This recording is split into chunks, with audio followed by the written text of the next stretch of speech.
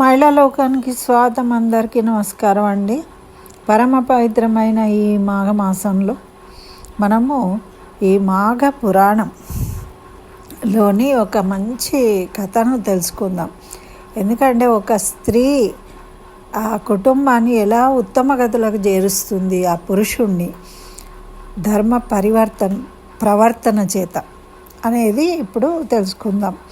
అయితే మామూలుగా ఈ మాఘ పురాణాన్ని పరమేశ్వరుడు పార్వతీదేవి అడుగుతూ ఉంటే చెప్తారనమాట. పరమేశ్వరుడు ఆమెకి విషయాలను తెలియజేస్తూ ఉంటాడు. పార్వతి ఏమడుగుతుంది అంటే, మహేశ్వర, మాఘమాస మహత్యం గురించి తెలియజేయండి. మరి ఈ మాఘమాస మహత్యం వల్ల ఎలా తరించవచ్చో కూడా తెలియజేయండి అని. అయితే పరమేశ్వరుడు చెప్తూ ఉంటాడు.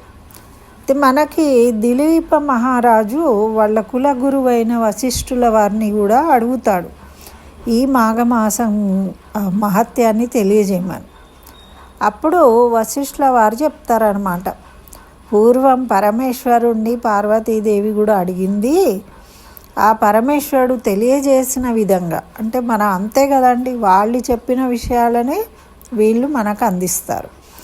కాబట్టి ఆ పరమేశ్వరుడు చెప్పిన విధంగా నేను నీకు తెలియజేస్తాను, విను ఓ రాజా అని ఈ విధంగా చెప్తూ ఉన్నాడనమాట. అయితే పూర్వకాలంలో దక్షిణ ప్రాంతంలో వసంతవాడ అనే పెద్ద నగరం ఉండేది. అందులో బంగారు శెట్టి అనే వైశ్యుడు ఉండేవాడు. అంటే కోమట్లు అన్నమాట వాళ్ళు. అతని భార్య పేరు తాయారమ్మ. అయితే ఈ బంగారు శెట్టి ఎట్లా అంటాడంటే పిసినిగొట్టు. తనకున్న పిత్రార్జిత సంపదనే ఎన్నో లెక్కకు మించి ఉన్నాయట. ఆయనకు చాలా సంపదలు ఉన్నప్పటికీ ఆయన పిసునుగొట్టుతనం కాబట్టి దాన్ని ఇంకా ఇంకా పెంచుకోవాలని ధనాశ గలవాడయ్యి తన వద్ద ఉన్న ధనాన్ని వడ్డీలకు ఇచ్చేవాడు. ఆ వడ్డీలకు ఇచ్చి వాళ్ళను వడ్డీ తీసుకోవడము, అదేవిధంగా ఒక్కనాడైనా కూడా శ్రీహరిని పూజించడం కానీ, ఎవరికైనా దానం చేయడం కానీ, కనీసం నామస్మరణ చేయడం కానీ, దాన ధర్మాలు ఏవి చెయ్యాడు. ఆయనకేది లేదు. ఏదైనా వడ్డీ వ్యాపారం చేయడము, సంపదలు కూడబెట్టడం. అయితే బీద ప్రజలకు ఏం చేసేవాడు పాపము, వడ్డీలకు పైసలు కావాలని వాళ్ళు వచ్చి అడిగితే ఇచ్చేవాడు అనమాట. అయితే ఇచ్చినప్పుడు తెలుసు కదా, వాళ్ళకు ఉన్న ఇల్లు ఏదో ఒకటి పొలమో ఏది ఉంటే అది రాపించుకొని ఇచ్చి, వాళ్ళు ఆ రుణాలు ఇవ్వకుంటే వాళ్ళ ఆస్తులను సొంతం చేసుకునేవాడు అనమాట. రుణం తీర్చలేక వాళ్ళు పాపం చేసేది లేక ఊరుకునేవాళ్ళు. అట్లా వాళ్ళ ఆస్తులు సైతం స్వాధీనం చేసుకొని ఈయన విపరీతంగా ఆస్తులను కూడబెట్టుకున్నాడు. అయితే కూడబెట్టుకొని ఈ వ్యవహారం గురించే ఒకరోజు గ్రామాంతరానికి వెళ్ళిండు, వేరే పక్క ఊరికి.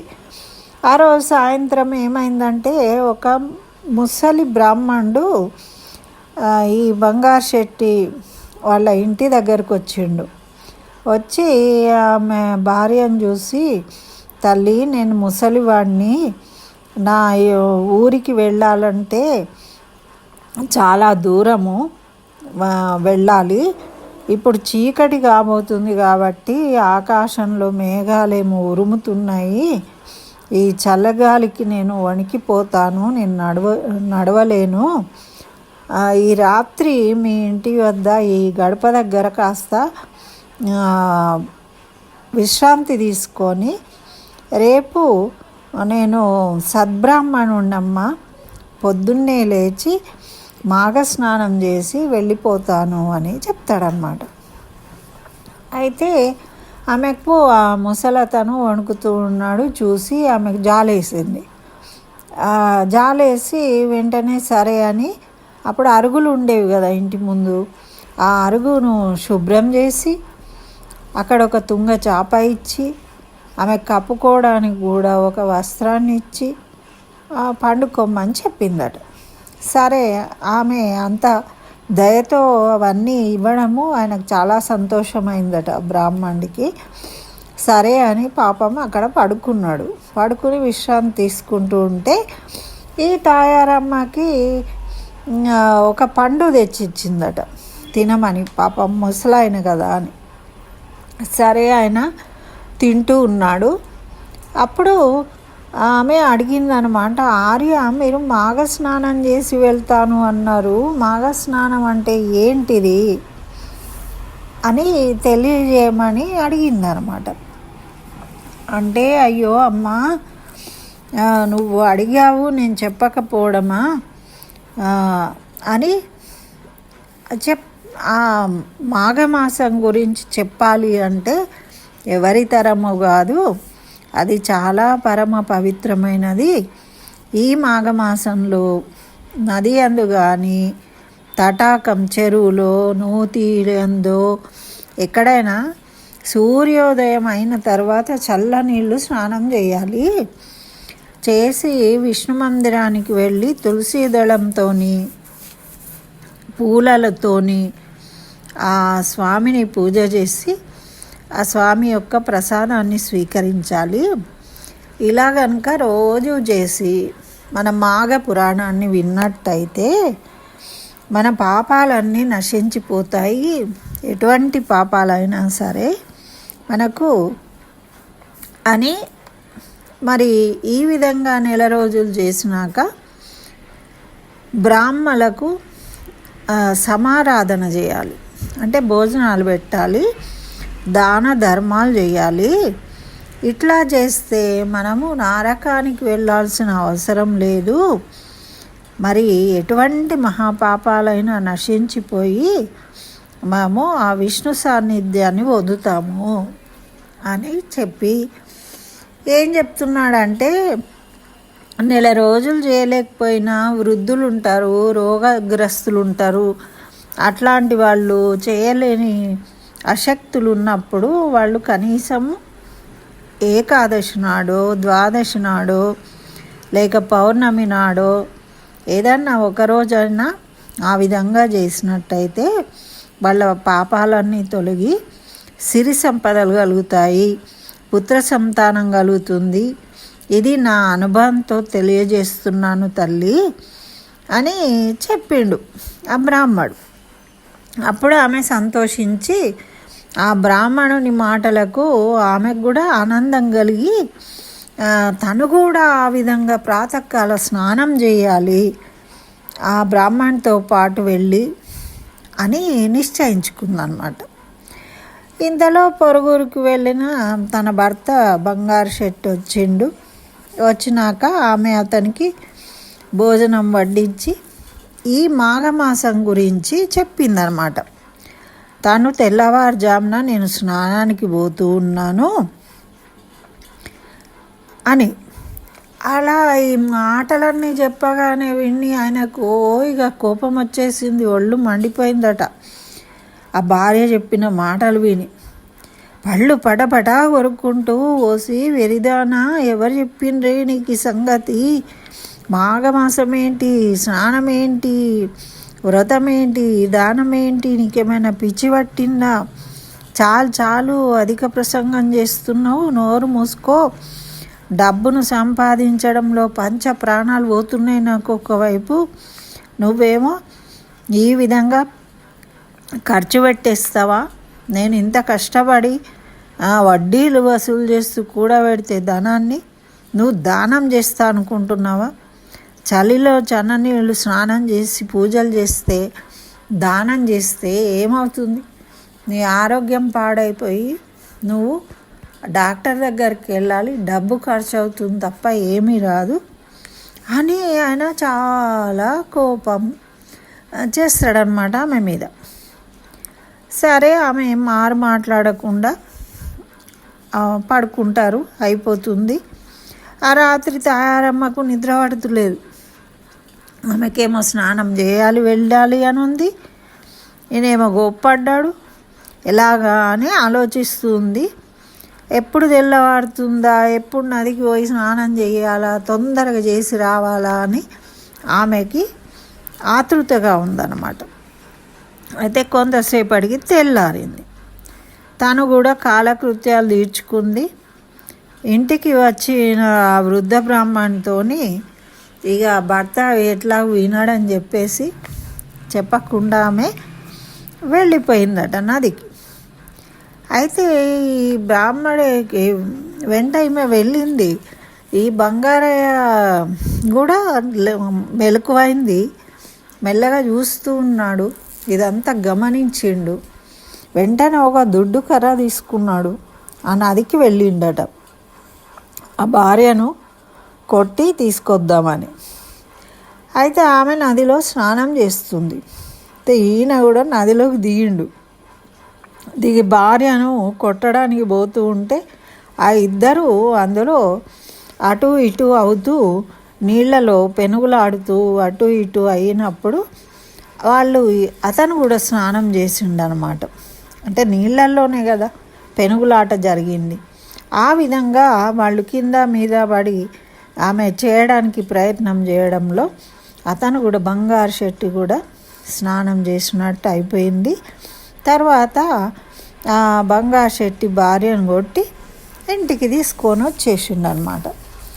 సరే, ఇద్దరు వచ్చిండ్రు. కొన్ని సంవత్సరాల తర్వాత ఒకరోజు ఎవరైనా మరణించవలసిందే కదా. ఇద్దరు ఒకసారి ఏదో వ్యాధి సోకి వాళ్లకు మరణిస్తే వీళ్ళిద్దరూ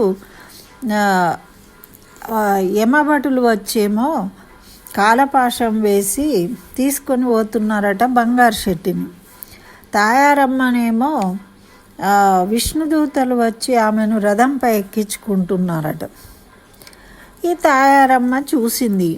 అప్పుడు యమభటులతో అడిగిందట, ఓ యమభటులారా, ఏమిటి అన్యాయము, నన్నేమో వైకుంఠానికి తీసుకొని పోతున్నారేమిటి, నా భర్తనేమో యమలోకానికి తీసుకుపోతున్నారేమిటి అని. అప్పుడు ఇద్దరము మేము సమానమే కదా, ఏ పని అయినా, మరి అట్లా చేస్తున్నారు అని అంటే, ఓ అమ్మ, నీవు మాఘమాసంలో ఒకరోజు నదీ స్నానం చేసినావు, నీకు ఈ ఫలం దక్కింది కాబట్టి నువ్వు వైకుంఠానికి వెళ్తున్నావు. నీ భర్తనేమో అనేకలను హింసించిండు, అన్యాయంగా డబ్బులు సంపాదించుకున్నాడు, అనేకుల వద్ద అసత్యాలు ఆడిండు. మరి నరకము దేవుడు ఏమీ భయం లేక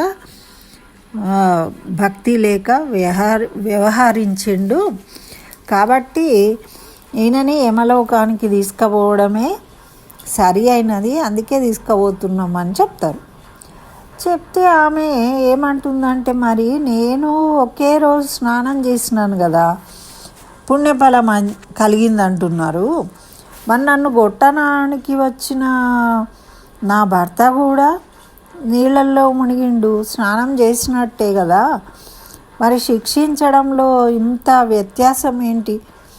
ఇద్దరము నీళ్ళల్లో మునిగాము, స్నానం అంటే అంతే కదా, మరి నన్నేమో వైకుంఠానికి, నా భర్తనేమో యమలోకానికి ఎందుకు తీసుకెళ్తున్నారు అని అడిగిందట. అప్పుడు యమభటులకు కూడా సంశయం కలిగిందట ఈమె అడిగిన దానికి. వాళ్ళు సరే అని చిత్రగుప్తుని వద్దకు పోయి అడిగిందట, సంగతి ఏంటి, ఈమె ఇలా ప్రశ్నిస్తుంది మమ్మల్ని, మాకు అర్థం కావట్లేదు, వాళ్ళ పాప పుణ్యాలు ఏంటి అని అంటే, అప్పుడు ఆ చిట్టా తీసి చూసిండట చిత్రగుప్తుడు. చూసి బంగారు శెట్టిని కూడా వైకుంఠానికి తీసుకొని పొమ్మని విష్ణుదూతలతో చెప్పిండట. ఎందుకంటే పొరపాటు అయింది, అవును కరెక్టే, వీళ్ళకి ఇద్దరు ఒకటే రోజు స్నానం చేసిండ్రు, ఆ పుణ్యం వల్ల వీళ్ళు వైకుంఠానికి వెళ్తారు అని. అయితే తాయారమ్మ భర్త, ఆ తాయారమ్మ ఇద్దరిని కూడా విష్ణులోకానికి తీసుకువెళ్ళమన్నారు. అయితే ఆ బంగారు శెట్టి పుష్పక విమానం మీద తెచ్చి వైకుంఠంలో, ముందేమో ఈమెను తీసుకెళ్ళిండ్రు, ఈమె ప్రశ్నించింది కదా, ఆమె పాపం అయ్యో నా భర్త ఏమో రాకపోయే నన్నేమో ఇక్కడికి తీసుకొచ్చిండు అనుకుంటుందట. అనుకుంటుంటే ఈయనను కూడా విమానం ఎక్కించి ఈయనను కూడా తీసుకొని వచ్చిండు. అప్పుడు ఆ భార్యాభర్తలు ఇద్దరు బాగా సంతోషపడి అక్కడ వైకుంఠంలో స్థిరంగా ఉన్నారట. అంటే రాజా, మాఘమాసంలో స్నానం అంటే అంత పవిత్రమైనది. అట్లా భార్యను యథాలాపంగా ఒక్కరోజు మాఘ స్నానం చేసినందుకే ఆమెను దండించడానికి భర్త వెళ్ళి అందులో నీళ్ళల్లో మునిగినందుకే వాళ్ళకి చక్కగా తరించారు. అతని భార్య కాస్తన్న ధర్మాత్మురాలు కాబట్టి ధర్మంగా భర్తను కూడా తరింపజేసింది. చూసినావా, మరి నెల రోజులు మనము అట్లా పాటించాము అంటే మనకు ఎటువంటి పుణ్యం కలుగుతుందో నువ్వు ఊహించుకోగలుగుతావా రాజా? అంత విశేషమైనది ఈ మాఘమాసం అనేది. తప్పకుండా ఉదయం స్నానం చేయడానికి ప్రయత్నం చేయాలి అందరూ అని వశిష్ఠుల వారు దిలీప మహారాజుకు చెప్పారు. పరమేశ్వరుడు పార్వతీదేవికి చెప్పిండు ఈ విధంగా అని ఈ వశిష్ఠ మహర్షి తెలియజేసిండు అనమాట. అంటే ఒక స్త్రీ ఆ కుటుంబాన్ని తరింపజేస్తుంది అంటారు. ఎలా అంటే ఇలాగే అందరినీ వాళ్ళని ఆ కుటుంబంలో ఉన్న సభ్యులందరినీ ఏదో రకంగా తరింపజేయడానికి ఆమె ప్రయత్నం చేస్తుంది అని మనం గమనించాలి. మరి ఈ విధంగా మనం కూడా భక్తి భావంతో ఏదైనా మనకు వీలున్నట్టు ఒకరోజు 2 రోజులో కనీసము ముఖ్యమైన తిథులలో ఏకాదశి ద్వాదశి రోజులలో అయినా ఆ స్నానం ఆచరించి భక్తితో భగవంతుణ్ణి పూజించడానికి ప్రయత్నం చేయాలి. ఇదండి మాఘమాసం యొక్క మాఘ స్నాన మహత్యం. సాక్షాత్తు పరమేశ్వరుడు పార్వతీదేవికి చెప్పినది కాబట్టి మనం అందరం ఆచరిద్దాము, ఆ ఫలితాన్ని పొందుదాం. స్వస్తి. సర్వం శ్రీకృష్ణ చరణారవిందార్పణమస్తు.